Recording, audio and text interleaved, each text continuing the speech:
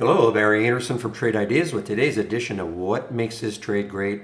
Something a little bit different, guys. This is Duolingo, D-U-O-L. On Thursday, they had a horrible day because there's some announcement by Google saying, hey, if you don't know what Duolingo is, it's a great way to learn languages. So if you're English speaking, you can learn Spanish or Chinese or various languages. And that's what Duolingo, and it's kind of fun. I'm actually a student of, so maybe I'm somewhat biased.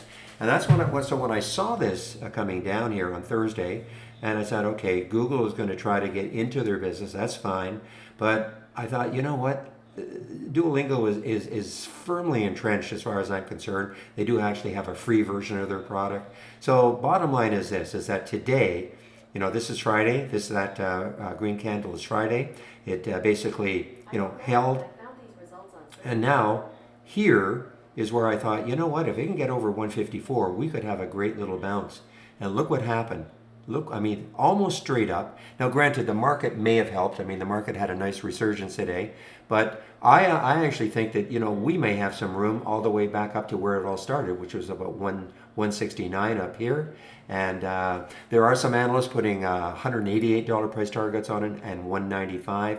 So this is one of those situations with, okay, I thought I would trade what I kind of know. I don't often do that, but I thought in this particular case I would. And so far, this has been a really nice trade. All right, everybody, I want to get back into the room. Have a great evening, and we'll see you tomorrow.